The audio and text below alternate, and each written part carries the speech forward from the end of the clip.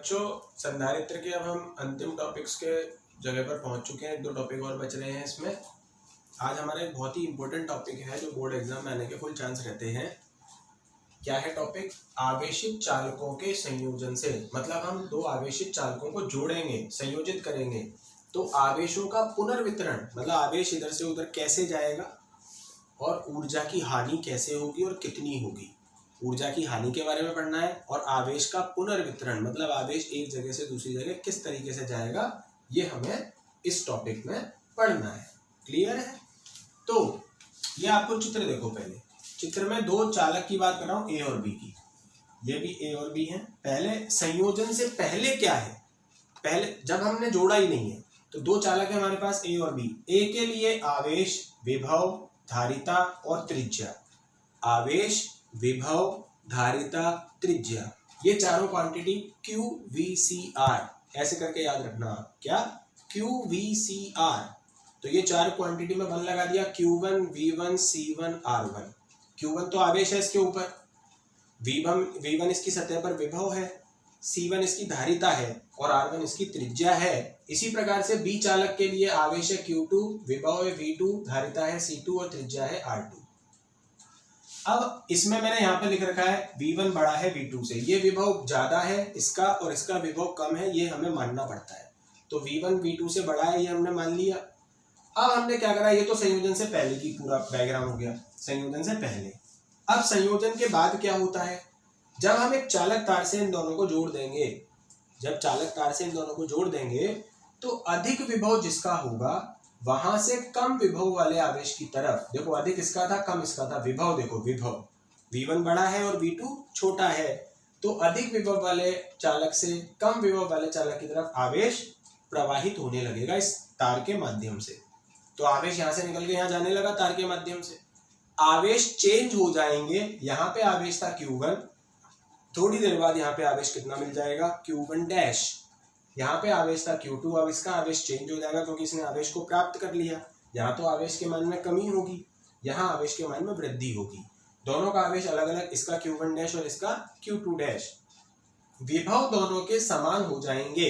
ये आवेश का स्थानांतरण कब तक होता रहेगा? जब तक दोनों गोले के विभव समान नहीं हो जाते। जहां विभव समान हुए आवेश का प्रवाह बंद हो जाएगा। तो आवेश का प्रवाह कब तक होता रहता है? जब तक दोनों के विभव समान नहीं हो जाते। तो अंत में समान हो गए, ये कहलाता है उभयनिष्ठ विभव। क्या कहलाता है? उभयनिष्ठ विभव, VV। ठीक है, दोनों की धारिता नहीं बदलेगी, धारिता नियतांक है। इसकी जो धारिता C1 थी अभी भी जोड़ने के बाद भी C1 ही रहेगी, इसकी धारिता C2 थी तो जोड़ने के बाद भी C2 रहेगी। त्रिज्याएं भी नहीं बदलेंगी, इनकी त्रिज्याएं भी उतनी R1 है तो R1 रहेगी, R2 है तो R2 रहेगी। बदलाव कहाँ हुआ? आवेशों में और विभव में।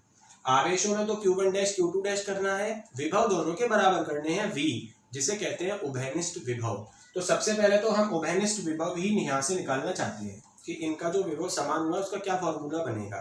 ठीक है, तो किस तरीके से हम इसको संयोजित करते हैं, कैसे आवेश एक स्थान से दूसरे स्थान पे जाता है और कब तक जाता रहता है, जब तक कि विभव दोनों के समान, गोलों के समान विभव नहीं हो जाते। अब हम उभयनिष्ठ विभव बनाने के लिए ये एक फॉर्मूला ही यूज में लेंगे, Q बराबर CV। ठीक है, तो ये जो आपको गोला दिख रहा है, संयोजन से पूर्व, सबसे पहले बात करेंगे संयोजन से पूर्व। ठीक है, चालक A पर आवेश, संयोजन से पूर्व चालक A पर आवेश Q1 बराबर C1 V1। चालक B पर आवेश, चालक B पर आवेश Q2 बराबर C2 V2।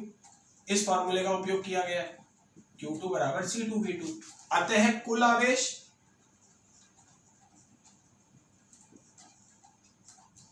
Q बराबर Q1 प्लस Q2। Q1 हो जाएगा C1 V1 प्लस Q2 हो जाएगा C2 V2। ये पहली इक्वेशन आ गई संयोजन से पूर्व। इतना कुल आवेश दोनों गोलों पर था।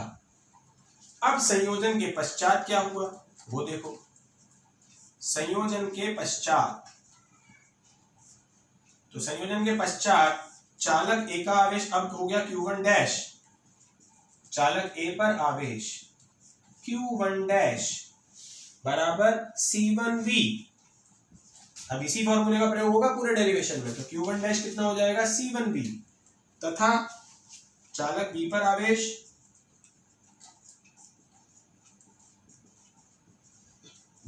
हो जाएगा Q2 डैश बराबर C2V, Q2 डैश बराबर C2V। कुल आवेश जोड़ने के बाद कुल आवेश तो Q ही रहेगा, क्योंकि आवेश तो संरक्षित होता है, तो कुल आवेश तो यहाँ पे भी Q था, यहाँ पे भी Q ही रहेगा। Q1 dash plus Q2 dash, इनकी वैल्यू डालेंगे। Q1 डैश की वैल्यू है C1V प्लस Q2 डैश की है C2V, तो V कॉमन आ जाएगा और C1 प्लस C2, तो यहां पर कुल आवेश आया C1V1 प्लस C2V2, और यहां पर आ गया C1V प्लस C2V और V कॉमन आ गया, तो C1 प्लस C2 अंदर बच गया। तो है दोनों ही कुल आवेश का फॉर्मूले और आवेश संरक्षित होता है। जो यहाँ पे कुल आवेश था यहाँ पर भी, ये तो बस ऐसा है कि आपकी एक जेब में 200 रुपए हैं और दूसरी जेब में 300 रुपए हैं, तो टोटल 500 रुपए हैं आपके पास। एक जेब में 200, दूसरे में 300, टोटल 500। अब आपने क्या करा, यहाँ से 50 रुपए निकाल के इधर डाल दिए, तो इस जेब में 150 रुपए रह गए और इस जेब में 350 रुपए हो गए। 50 रुपए यहाँ से यहाँ डाल दिए, लेकिन अभी टोटल तो 500 ही आए ना, तो एक जेब से 50 रुपए निकाल के दूसरी जेब में डाल दोगे तो टोटल पैसे तो उतने ही रहेंगे ना। तो एक जगह से आवेश निकाल के अगर दूसरी जगह डाल दिया गया, पर कुल आवेश तो उतना ही रहा जितना पहले था, तो कुल आवेश तो ये भी उतना ही है, ये भी उतना ही है, बस उनके फॉर्मूले अलग अलग हो गए। तो अगर मैं समीकरण 1 और 2 को देखूं, तो आप देख रहे हो जिस प्रकार से इनके RHS सेम है तो LHS भी सेम होंगे समीकरण 1 व 2 से। तो ये हो जाएगा आपका V C1 प्लस C2 बराबर C1V1 प्लस C2V2। तो यहां से उभयनिष्ठ विभव निकाल सकते हैं हम, तो उभयनिष्ठ विभव यहां से आ जाएगा V बराबर C1V1 plus C2V2 upon C1 plus C2।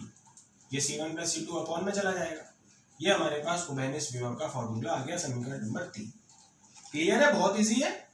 Q बराबर CV का प्रयोग करके हमने पूरा डेरिवेशन ये कर लिया और उभयनिष्ठ विभव हमने निकाल लिया। C1V1 plus C2V2 upon C1 plus C2। अब हमसे इसमें कुछ बातें पूछी जा सकती हैं, वो क्या क्या है सुनो। नोट में हम देखेंगे एक चीज। पहला हमसे पूछा जा सकता है कि Q1 डैश और Q2 डैश का अनुपात क्या होगा, ये बताओ। Q1 डैश और Q2 डैश का अनुपात। तो Q1 डैश क्या है, संयोजन के पश्चात चालक A पर आवेश। Q2 डैश क्या है, संयोजन के पश्चात चालक B पर आवेश। इन दोनों आवेशों का अनुपात यानी Q1 डैश और Q2 डैश का अनुपात हमें निकालना है। तो कुछ नहीं है, Q1 डैश का फॉर्मूला क्या आएगा, C1V divided by Q2 dash कितना आएगा, C2V। B से V कट कर दो तो Q1 dash upon Q2 dash आ जाएगा C1 अपॉन C2। तो ये जो अनुपात है ये धारिताओं के अनुपात के बराबर होता है। Q1 डैश और Q2 डैश का अनुपात दोनों चालकों की धारिताओं के अनुपात के बराबर होता है। तो एक तो नोट में ये क्वेश्चन छोटा सा कहीं भी 1 नंबर का पूछा जा सकता है कि संयोजन के पश्चात दोनों चालकों के आवेशों का अनुपात ज्ञात करो। तो आप इस तरीके से ज्ञात कर लेना, सिंपल सा है। एक क्वेश्चन और पूछा जाता है, वो ये है, अब वो समझो थोड़ा सा, इसको समझने वाली चीज है। सेकंड नोट है। अब आपसे बोलेगा del V1 upon del V2 क्या होगा।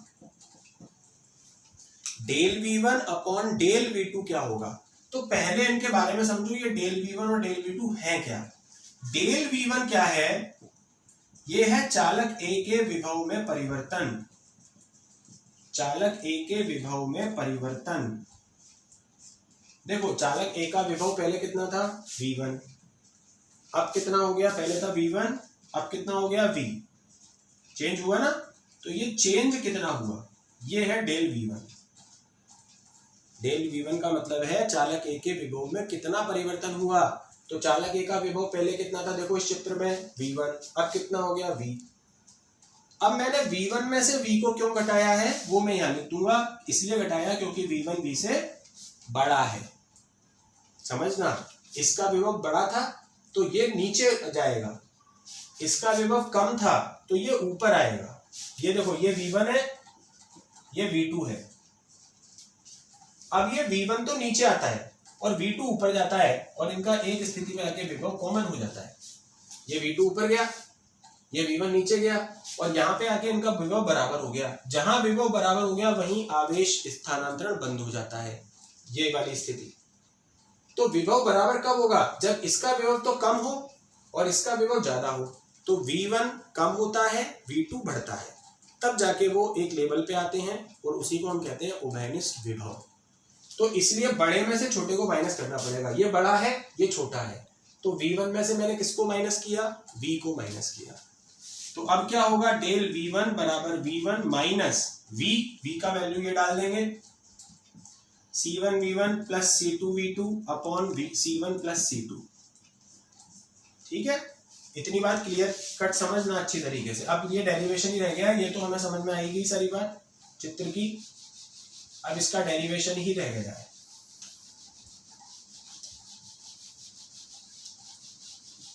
ये काम की चीज है। अभी ये नहीं मिटा रहा मैं, इसलिए V1 सबसे बड़ा, फिर V और सबसे छोटा V2। अब इसको सॉल्व कैसे करेंगे? Del V1 is equal to C1 plus C2 ले लेंगे एलसीएम।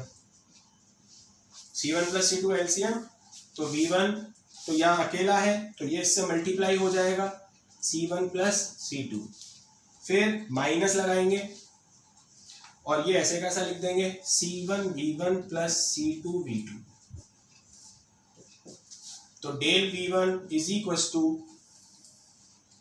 ये C1V1, ये C प्लस का C2V1, ये माइनस अंदर जाएगा, माइनस C1V1, ये minus C2V2 upon C1 plus C2।